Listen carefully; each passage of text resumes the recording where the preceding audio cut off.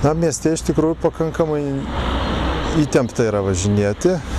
Negalima jau labai atsipalaiduoti, nes tiek mašinos, tiek pėstieji, visi eismo dalyviai turi, kaip sakant, vieni kitus saugotis.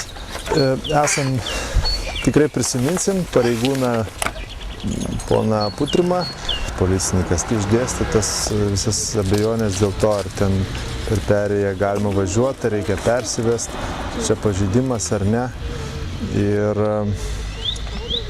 dar, jog iš tiesų, tikrai eismo dalyviai turi saugoti vieni kitus ir išdėstė tai, kad vis dėlto dviratis turi išleisti pirmumą dviračių take, jeigu tas takas kertamas yra važiuojamos dalies automobilių.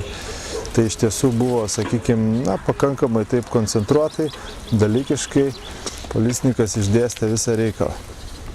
Ir prisiminsim, turėdami ir, kaip sakant, gražų įrašą ir galėsim tos pamokymus parodyti ne tik savo, bet ir draugam ir savo vaikam galbūt ir ateityje. Tai važiuosim. Dėkui už tai ir iš tiesų paminėsim gerų žodžių iš tiesų.